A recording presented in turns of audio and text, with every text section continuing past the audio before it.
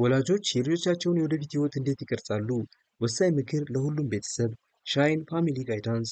ወደ ሻይን ፋሚሊ ጋይዳንስ እንኳን በደህና መጡ። የዛሬው ርዕስ እያንዳንዱ ወላጅ ሊሰማው የሚገባው ወላጆች እንዴት የልጆቻቸውን የወደፊት ህይወት ይቀርጻሉ፣ በዚህም ዓለም ሆነ በመጪው ዓለም በአላህ ፈቃድ እንዴት ስኬታማ ማድረግ ይችላሉ በሚል ርዕስ ይሆናል። ሻይን ፋሚሊ ጋይዳንስ። አሰላሙ አለይኩም ወረህመቱላሂ ወበረካቱ። ልጆች ካላህ የተሰጡ ውድ ስጦታዎች ናቸው። ልጆች ካላህ የተሰጡ አማናዎች ወይም አደራዎች ናቸው። ሷሊህና ጥሩ ልጅ ለወላጆቹ ሰደቀተል ጃሪያ ወይም የማይቋረጥ ሰደቃ ምንጭ ነው። ሁሉም ልጅ በፊጥራ ላይ ሆኖ ይወለዳል። ልባቸው ለስላሳ፣ አእምሯቸው ባዶ ነው። ልጆች በዙሪያቸው የከበባቸውን የሚኖሩበትን ይሆናሉ። በፍርሃት ካደጉ ጭንቀት ይማራሉ። በጩኸት ካደጉ ቁጣን ይማራሉ። ነገር ግን በደግነት ካደጉ ምህረትን ይማራሉ። አላህም ምህረት የሚያሳዩትን ይወዳቸዋል። አዛኞችም እጅግ በጣም አዛኝ የሆነው አላህ ያዝንላቸዋል። ልጆች የሚቀረጹት በትምህርት ቤት ብቻ አይደለም፣ ከቤት ውስጥም ጭምር እንጂ። ልጆች የቤተሰቦቻቸው ምሳሌዎች ናቸው። ትምህርት ቤት አእምሮን ያስተምራል፣ ወላጆች ግን ነፍስን ወይም ሩህን ያስተምራሉ። መምህር እውቀት ይገነባል፣ ወላጆች ግን ባህሪን ይገነባሉ።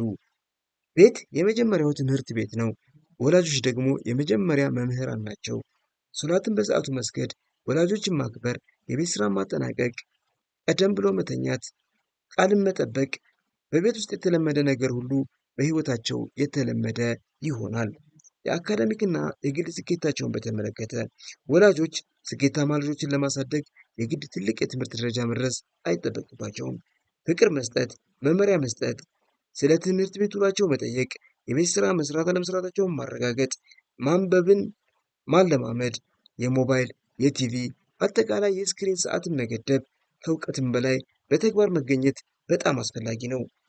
በዲሲፕሊንና አላቅ በተመለከተ ልጆች የተነገራቸውን ሳይሆን የሚያዩትን በቀጥታ ይገለብጣሉ። ልጆች እንዲሆኑላችሁ የምትፈልጉትን ነገር ሁኑላቸው። ወላጆች ቢዋሹ ልጆች ይዋሻሉ። ወላጆች ቢጮሁ ልጆች ይጮሃሉ። ወላጆች ቢሰግዱ ልጆች ይሰግዳሉ። የፍጥረታት አይነታ ነቢያችንን ሰለላሁ ዐለይሂ ወሰለም እንዲህ ብለዋል፣ እያንዳንዳችሁ ጠባቂዎች ናችሁ፣ በምትጠብቁት ነገርም ትጠየቃላችሁ። በራስ መተማመን። የአንድ ልጅ በራስ የመተማመን ምንጭ የሚቀረጸው በወላጆቹ ወይም በአሳዳጊዎቹ ቃላት ነው። አንድ አረፍተ ነገር ልጆችን ሊያነሳቸው ይችላል፣ ወይም ደግሞ አንድ አረፍተ ነገር ልጆችን ሊጥላቸው ይችላል። በአንተ እተማመናለሁ፣ እንደገና ሞክር፣ አላህ ውብና ምርጥ ተሰጥኦ ሰጥቷል የሚሉ ቃላቶች ልጆችን ወደ ላይ የሚያነሱ ሲሆን፣ በተቃራኒው ግን ከንቱ ነህ፣ ምንም ማድረግ አትችልም፣ ታሳዝናለህ የሚሉ ቃላት የልጆችን ሞራል የሚሰብሩና ወደታች የሚያወርዱ ናቸው። ስሜታቸውን እንዲቆጣጠሩ ማድረግ። ወላጆች ችግሮችን በመረጋጋት ሲፈቱ ልጆች ትዕግስት ማድረግ ይማራሉ። ወላጆች በቁጣ ሲፈነዱ ልጆችም ትርምስን ይማራሉ። ስሜትን መቆጣጠር የወደፊት ህይወታቸው እንዲሆን ያደርጋል። የወደፊት ግንኙነታቸው። አንድ ልጅ ወላጁ እንዴት እርስ በርስ እንደሚከባበር በማየትና በመመልከት ፍቅርን፣ ምህረትና አክብሮትን ይማራሉ። ጋብቻውና ትዳሩ የወደፊት ትዳራቸው ሞዴል ይሆናል። እሴቶች፣ እምነቶችና ማንነቶችን በተመለከተ ቁርአን አስተምራቸው፣ ዱዓ አስተምራቸው፣ እውነተኝነት፣ ትህትናና ምስጋና አስተምራቸው። በእስላማዊ እሴት ያደገ ልጅ ወደ ጠንካራ ሚዛናዊ ሙስሊም ያድጋል። ልጆቹ ገንዘብዎን አያስታውሱም፣ ትኩረትዎን ግን አይረሱም። ወላጆች ልጆችን አያሳድጉም፣ የዚህን ኡማ ቀጣይ ትውልድ ያሳድጋሉ እንጂ።